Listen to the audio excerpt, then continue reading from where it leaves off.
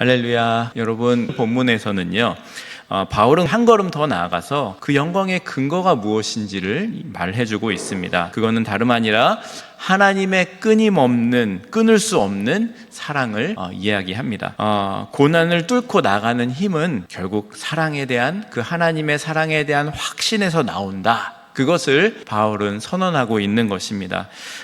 근데 우리가 세상을 살다 보면은요, 수많은 위협과 고난을 직면하게 됩니다. 어떤 분은 생활고라는 기근 앞에 무너질 것 같은 그런 시기를 직면하기도 하고요. 또 어떤 이는 사회나 직장에서의 아주 부당한 박해로 인해서 발가벗겨진 듯한 그런 수치와 외로움을 느끼기도 합니다. 또 어떤 이는 생명을 위협하는 질병이나 큰 사고를 만나서 속수무책으로 고난 가운데 빠지기도 합니다. 이런 상황에서 우리에게는 이런 질문이 수도 없이 떠오르게 됩니다. 내가 이렇게 힘든데 나는 하나님의 사랑에서 끊어진 건가? 내가 혹시 예전에 잘못한 그 어떤 것으로 하나님의 사랑에서 난 지금 떨어져 나간 건가? 뭔가 잘못된 것 같다. 난 하나님의 사랑에서 끊어졌나 보다. 고난이 너무나 우리에게 크게 닥쳐올 때, 그것이 끝나지 않을 때 우리는 충분히 이런 생각을 할 수 있고, 이런 질문들이 우리 속에서 수도 없이 떠오르게 될 것입니다. 이런 질문을 하는 이들에게 바울은 이렇게 말합니다. 그 누구도 우리를 사랑하시는 하나님의 사랑에서 대적하거나 끊을 수 없다라고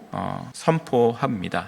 우리를 향한 하나님의 사랑이 절대 끊어지지 않는다는 이 확신은요, 어디서 도대체 오는 걸까요? 바울은요, 우리가 결코 정죄받지 않고 하나님의 사랑에서 끊어지지 않는 그 근거를 설명을 하고 있습니다. 그 세 가지 근거를 우리가 살펴보려고 하는데요. 바울은 먼저 이렇게 말하는데요. 하나님 아버지께서 우리를 위하시기 때문에 누구도 우리를 그 사랑에서 끊을 수 없다라고 이야기합니다. 31절에 보면은요, 그런즉 이 일에 대하여 우리가 무슨 말을 하리요? 만일 하나님이 우리를 위하시면 누가 우리를 대적하리요? 라고 말합니다. 여기서 위하시면이라는 그 단어 헬라어는요, 휘페르라는 단어인데요, 그냥 단순히 편을 드신다는 뜻이 아니고요, 대신 싸워주신다, 우리를 위해서 일하신다, 우리를 위해 행동하신다라는 아주 적극적인 의미를 가지고 있습니다. 영어로 이 본문을 봐도요, 그 하나님께서 if God is for us 라고 말합니다. 이렇게 번역을 하지만 맥락상의 의미는 God is on our side 이렇게 말을 하고 있는 거죠. 그러니까, 그리고 그 32절은요, 그 다음 32절은 하나님께서 우리 편이신 이유를 제시하는데, 32절 같이 읽겠습니다. 자기의 아들을 아끼지 아니하시고 우리 모든 사람을 위하여 내주신 이가 어찌 그 아들과 함께 모든 것을 우리에게 주시지 아니하겠느냐라고 말합니다. 여기서 보면은 하나님께서 우리를 위해 자신의 가장 소중한 아들까지 내어주신 하나님, 그 사랑의 하나님께서 여기서 이 내어주셨다, 아끼지 아니고 우리에게 내어주셨다라고 말하고 있는데요, 이 내어주셨다는 거는요, 죄인이었던 우리를 살리기 위해서 아들을 죽음의 자리에 내어주셨다라는 겁니다. 이 내어주셨다는 이 하나님께서 이 세상에서 누구나도 죽어 마땅한 그 죄인을 살리기 위해서 자기 아들을 죽게 할 수 없지 않습니까? 그런데 하나님께서 그렇게 자신의 아들을 내어주신 그 하나님께서 다른 모든 것, 그 어떤 것은 주지 않겠느냐라고 말하고 있는 것입니다. 하나님께서 우리에게 한없이 좋은 것을 주시고자 하는 분이라는 겁니다. 여러분, 부모가 자녀에게, 또 조부모가 손주에게 끼임없이 주려고 하는 거는, 그 마음은 다 느껴지시죠? 얼마나 주고 싶어요. 좋은 것, 이 어려움에 있다면 얼마나 또 건져주고 싶겠어요. 그런 마음이 다 있겠죠. 그런데요, 그 부모나 조부모는요, 그 주고 싶어도 줄 수 없는 능력의 한계를 가지고 살아갑니다. 그런데 하나님께서는요, 전능하신 분이기 때문에 주시지 못할 것이 아무것도 없어요. 하나님께서는요, 우리에게 최고의 것을 주시고 싶으신 분이기 때문에 그분의 은혜와 사랑은 결코 중단되지 않는다, 이렇게 말하고 있습니다. 여러분, 다윗을 기억하실 겁니다. 다윗은요, 양을 치면서 양을 잡아먹으려고 하는 일이나 사자나 곰과 수없이 싸웠던 사람입니다. 근데 이 다윗이 어느 날 도시락 배달하러 갔다가 이 골리앗을 보고 골리앗에게 싸움을 걸고 나아가게 됐는데요, 다윗이 골리앗 앞에 담대히 나갈 수 있었던 이유는요, 단순히 그가 수많은 맹수들과 싸웠던 경험 때문이 아니었다는 것을 우리는 기억해야 됩니다. 겁이 없어서가 아니라, 용기가 뛰어나서가 아니라, 만군의 여호와 하나님께서 자기의 편이심을, 자기와 함께 하고 계심을 믿었기 때문에, 확신했기 때문에 아주 큰 창과 그런 칼로 방패로 무장한 아주 큰 사람을 향해서 다윗은 물맷돌 하나 들고 나아갈 수 있었던 것입니다. 여러분, 오늘도요, 우리의 삶에 다가오는 거대한 그런 골리앗과 같은 그런 어려움을 이기는 힘은요, 하나님께서 우리를 위하신다는 그 믿음에서 나온다는 것을 기억하시기 바랍니다. 여러분, 추운 겨울밤에 한 아이가 곤히 잠들어 있었습니다. 그런데 갑자기 그 아이가 자고 있는 집에 도둑이 들어서 집안을 뒤지기 시작했습니다. 아이가 자다가 인기척에 눈을 떴어요. 근데 자기 방에서 뭔가를 막 하고 있는 거예요. 그래서 눈을 떴는데, 떠서 도둑이랑 눈이 탁 마주쳤습니다. 그럼 보통 아이면은 데디! 막 불러야 되잖아요. 그런데 이 아이가 가만히 보고 있었다는 거예요.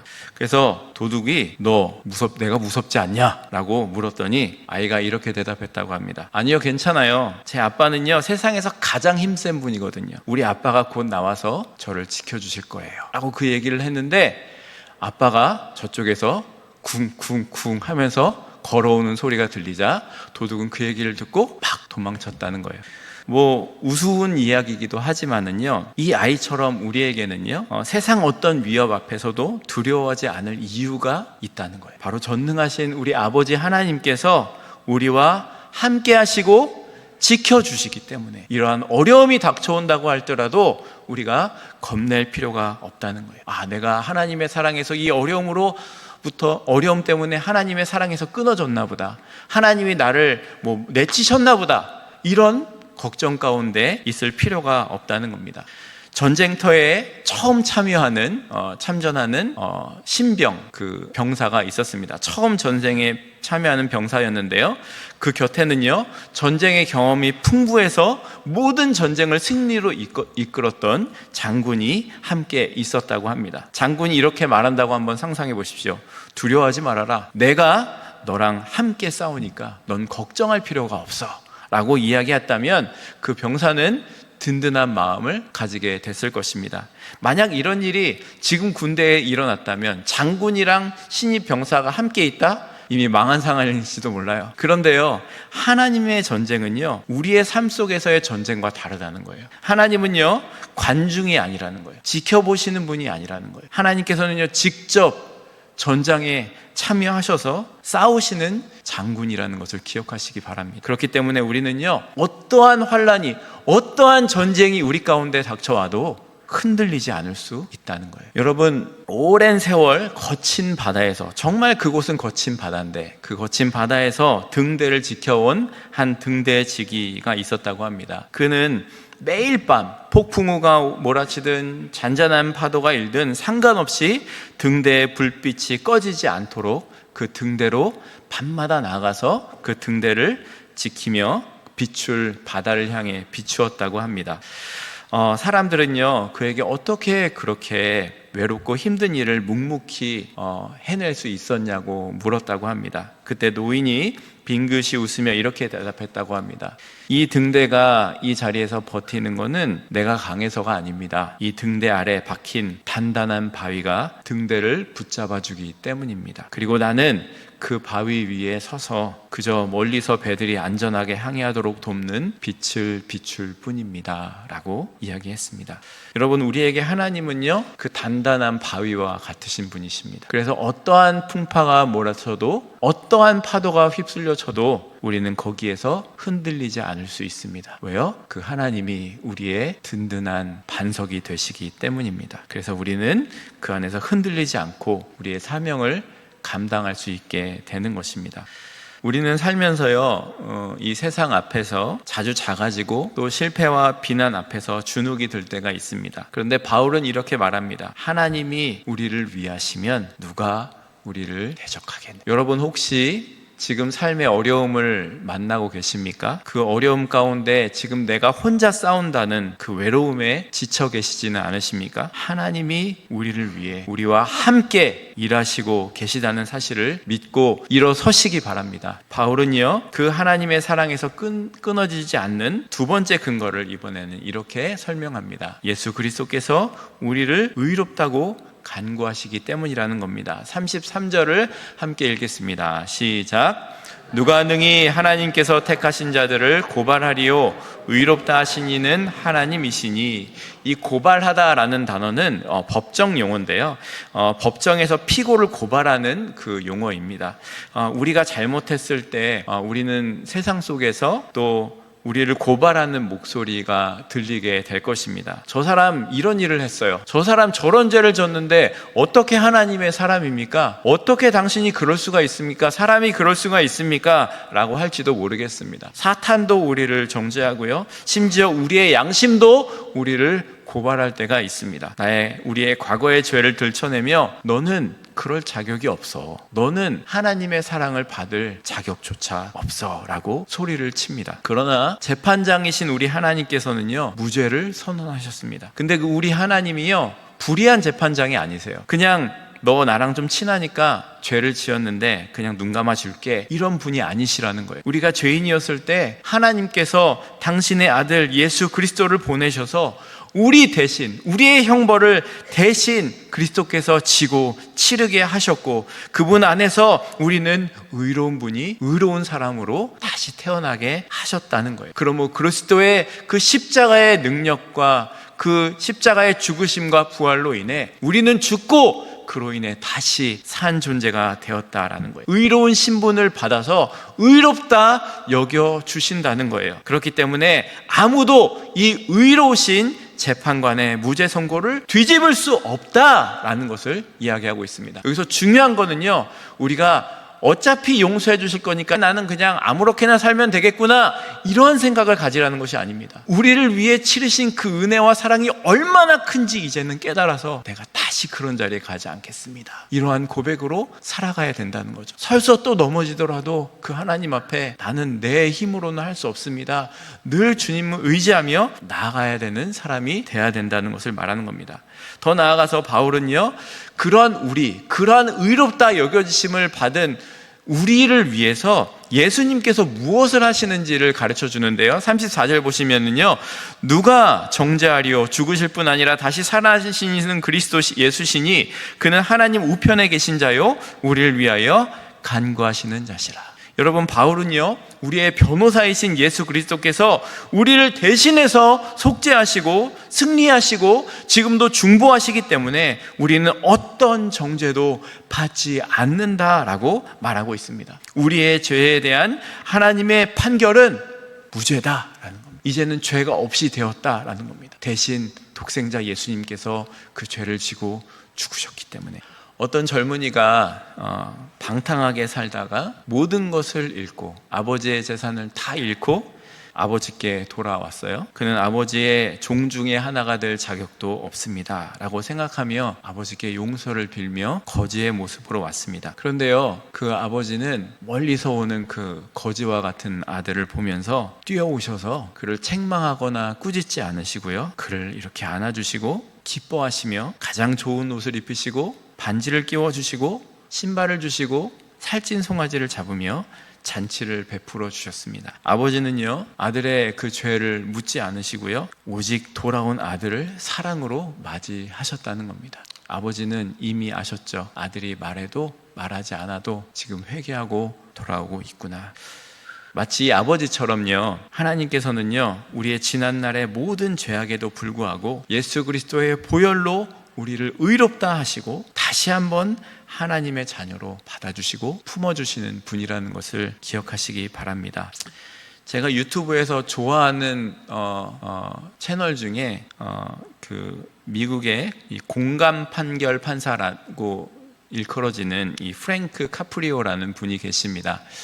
이분은요, 유튜브에서 꽤 유명한 판사신데요, 로드 아일랜드에서 판결을 내리는 판사인데 단순히 법을 기계적으로 적용하지 않고 사람들의 사정을 깊이 들어주고 때로는 벌금을 면제하거나 줄여주기도 하는 분입니다. 제가 봤는데요, 어떤 노인이 주차 위반으로 법정에 섰습니다. 그가 아픈 아내를 병원에 데려가느라 급히 차를 세운 것이었는데 판사는 그 이야기를 듣고 엄청난 파인이 나온 거죠. 그래서 판사가 그 이야기를 듣고 따뜻한 눈빛으로 그에게 이렇게 말했습니다. 법은 지켜야 하지만 나는 당신의 사정을 이해합니다. 이 경우에는 벌금을 면제하겠습니다 라고 이야기를 했습니다. 피고석에 앉았던 노인은요, 감사와 안도의 눈물을 흘렸습니다. 자신이 혼자가 아니라 누군가 자신의 편이 되어주었다는 그 사실이 그에게 무엇보다 큰 힘이 되었던 것입니다. 이 카프리오 판사는요, 때로 사정이 어려운 사람에게 자기 어머니의 이름으로 설립된 필로메나 펀드라는 곳을, 그 펀드를 사용해서 금액을 대신 지불해 주거나 주차 위반으로 이 빼앗긴 차도 되찾아주는 등 수많은 선행을 하신 분이라고 합니다. 마찬가지로요, 우리가 서 있는 인생의 법정에서요, 하나님께서는 단순히 차가운 판사가 아니고요, 우리를 위하시고 우리의 사정을 아시고요, 은혜를 베푸시는 아버지이시라는 것을 여러분 기억하시기 바랍니다. 우리를 위해 독생자 예수님을 죄값으로 내어주시고 우리를 구해주시는 분이십니다. 우리가 두려워하는 모든 고발과 정죄 앞에서도 하나님이 우리를 위하여 우리 편이 되어주신다는 사실만으로 이미 판결은 결정나 있는 상황입니다. 그 앞에서 우리가 할 거는요, 다 하나님의 은혜입니다. 그 사랑이 없으면 나는 이 자리에 설 수조차 없는 사람입니다. 죽을 수밖에 없는 사람입니다. 그런데 그 은혜로 제가 여기 있습니다. 이런 고백을 하는 사람들이 되어야 되겠습니다. 우리는요, 자주 자기 정죄에 빠집니다. 나는 안 돼. 난 이래서 틀렸어. 이런 나를 하나님 다시 용서해 주시지 않을 거야 라고 자기 정죄에 빠질 때가 있습니다. 그런데 본문은 분명하게 선언합니다. 예수님은 지금도 하나님 우편에서 우리를 위해 변호하고 계시다는 것입니다. 우리가 할 일은 그 하나님께 자복하며 돌아가면 됩니다. 그러면 우리 하나님께서 우리를 받아주십니다. 여러분, 혹시 스스로 정죄하고 계시지는 않습니까? 질병으로 인한 고통 속에서, 삶에 닥쳐온 큰 재난과 사고 앞에서 낙심하며 하나님께서 나 사랑하시지 않으시나 봐, 어떻게 이런 일이 내게 일어났을까 라는 생각을 가지고 계시지는 않습니까? 하나님께서 의롭다고 선언하셨는데, 하나님께서 내 아들이라 내 딸이라고 말씀하셨는데 왜 여전히 여러분 자신을 그런 두려움 가운데 빠뜨리고 계십니까? 이제는 그런 자리에서 우리를 위해 내어주신 하나님의 사랑을, 독생자를 내어주신 그 하나님의 사랑을 깨달으시고 하나님께 나오시는 여러분 되시기 바랍니다. 마지막으로 바울은요, 하나님께서 우리를 위하시고 예수님을 통해 의롭다고 간구하시기에 정죄할 자가 없다는 확신을 넘어서서 마지막 선언을 합니다. 그 어떤 것도 우리를 하나님의 사랑에서 끊어낼 수 없다라고 얘기하면서, 바울은 하나님의 사랑에서 우리를 하나님의 사랑에서 끊어낼 수 있을 것 같은 그런 리스트를 쭉 이야기를 합니다.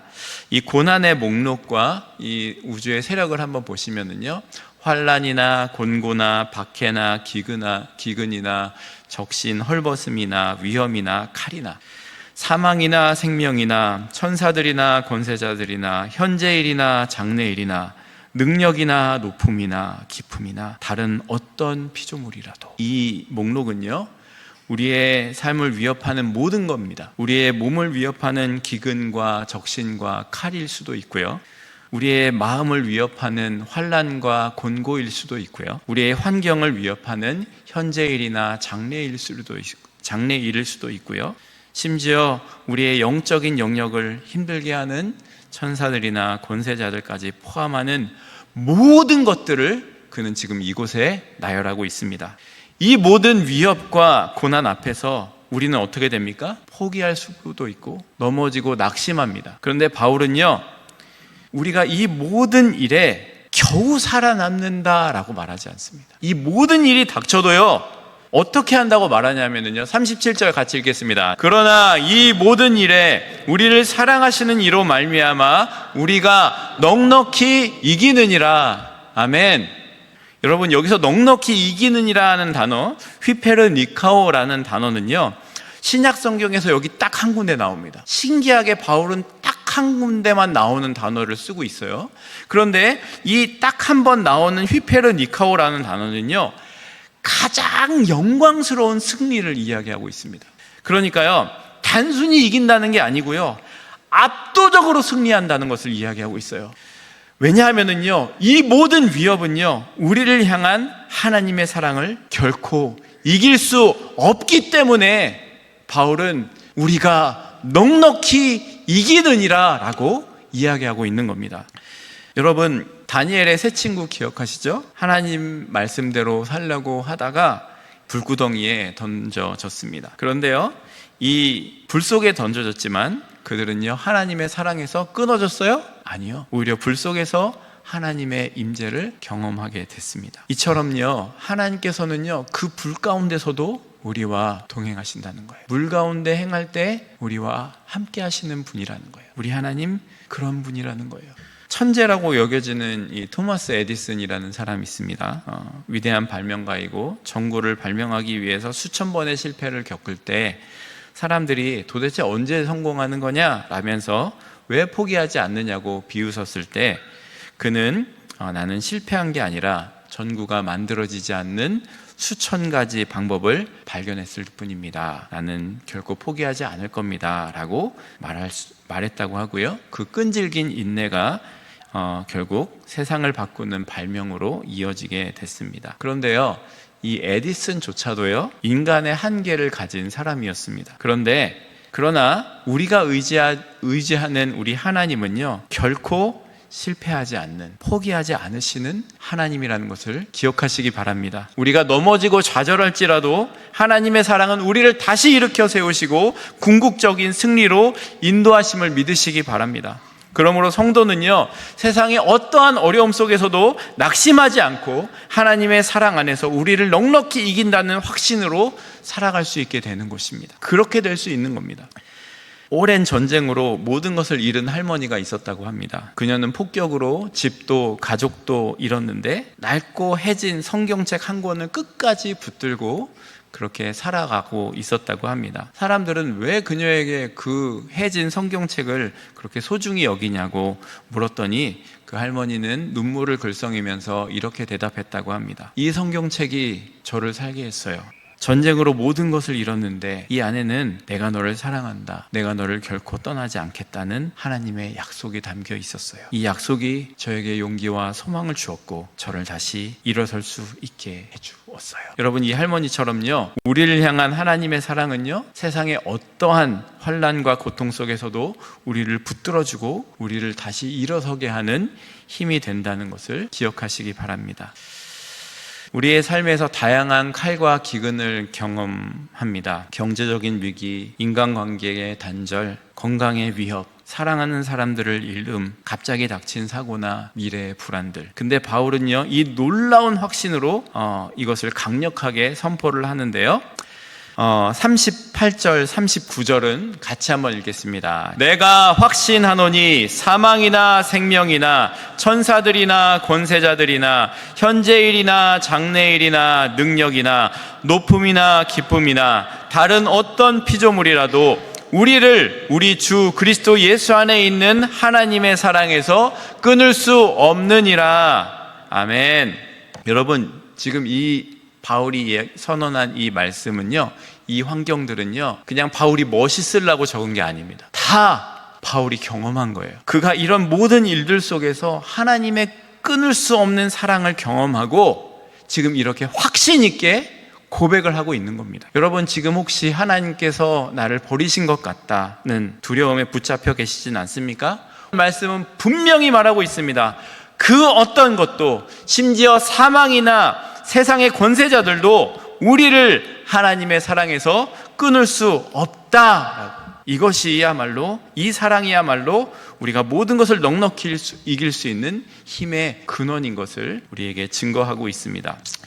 여러분, 우리는요, 바울이 전하는 우리를 하나님의 사랑에서 끊을 수 없는 이유 3가지를 보았습니다. 첫 번째는요, 우리를 위해 함께 일하시는 하나님이 계시기 때문에 그 누구도 우리를 대적할 수 없다는 것.